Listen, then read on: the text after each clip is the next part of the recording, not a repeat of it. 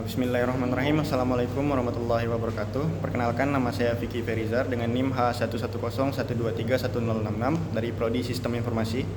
Baik, pada video kali ini saya akan menjelaskan sedikit tentang BPMN yang sudah saya buat sebelumnya dan sedikit informasi bahwa BPMN ini sudah saya redesign dan rediscovery, serta saya juga sudah menambahkan proses otomatisasi di dalamnya.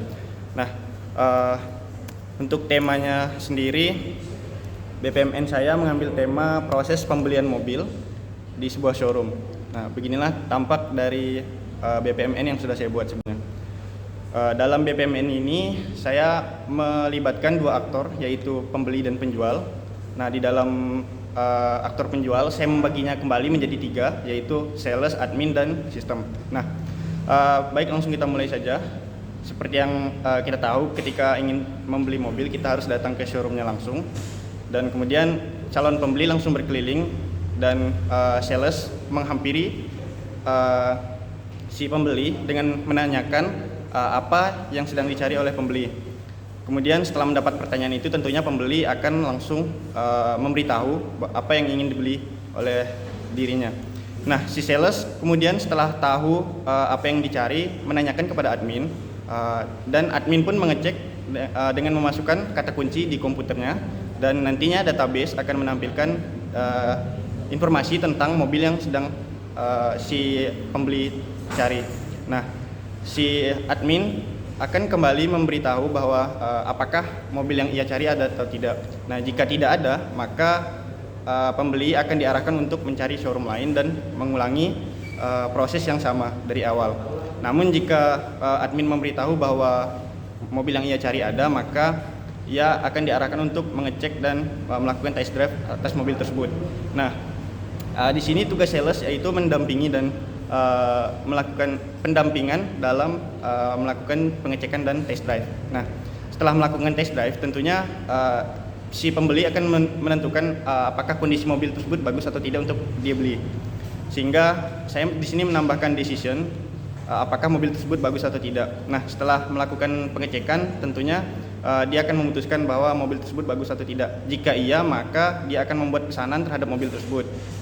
Nah, jika tidak, dia akan diarahkan untuk mengecek mobil yang lain yang satu tipe dan melakukan proses ulang, yaitu mengecek keadaan dan melakukan test drive kembali. Nah, jika sudah selesai melakukan test drive, dia akan membuat pesanan dan pesanan ini akan otomatis masuk ke database berupa database pesanan.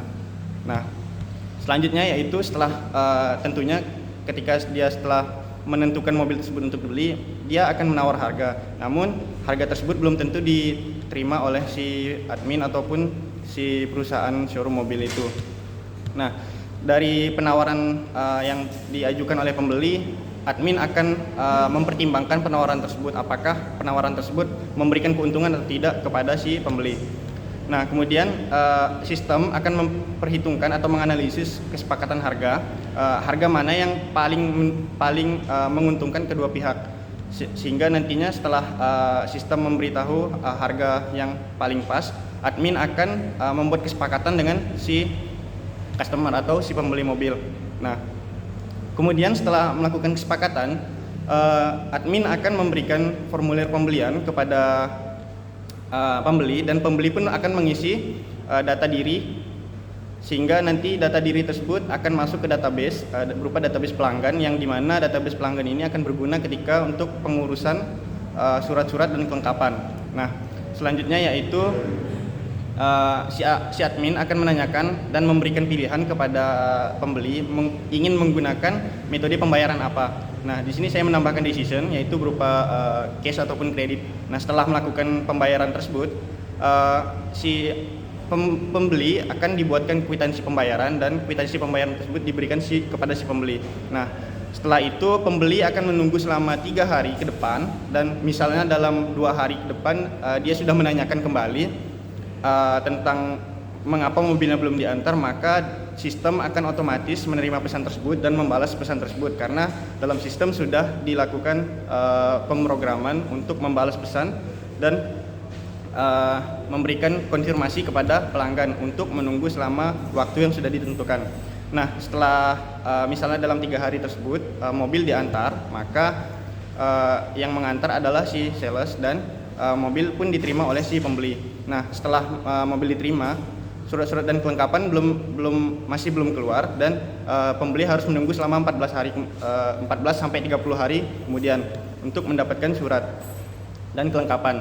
Nah, dalam masa penungguan tersebut tentunya si pembeli yang misalnya tidak sabar, maka dia akan menanyakan kembali kepada pihak showroom dan pesan tersebut akan masuk ke dalam sistem secara otomatis dan sistem pun akan membalas pesan tersebut dengan mengkonfirmasi bahwa pelanggan harus menunggu selama waktu yang sudah ditentukan. Nah, setelah memberikan pesan tersebut, proses masih berjalan, yaitu setelah mengantarkan mobil, tugas akan diserahkan kembali kepada admin untuk mengurus surat dan kelengkapan dari mobil yang sudah dibeli. Nah, surat dan kelengkapan ini datanya diambil dari database data pelanggan yang sudah diisikan data diri sebelumnya. Setelah itu admin akan setelah selesai mengurus dari surat-surat dan kelengkapan si pelanggan, maka admin akan memberitahu melalui sistem bahwa surat dan kelengkapan dari si customer atau si pembeli ini sudah siap diambil. Nah, setelah itu pembeli akan mengambil surat dan kelengkapan dari si mobilnya. Nah, di sini saya juga menambahkan proses dalam sistem, yaitu mencatat riwayat pembelian. Nah, ketika pembuatan kwitansi nantinya admin juga akan menginputkan data ke dalam sistem, sehingga nantinya sistem akan secara otomatis mencatat riwayat pembelian tersebut.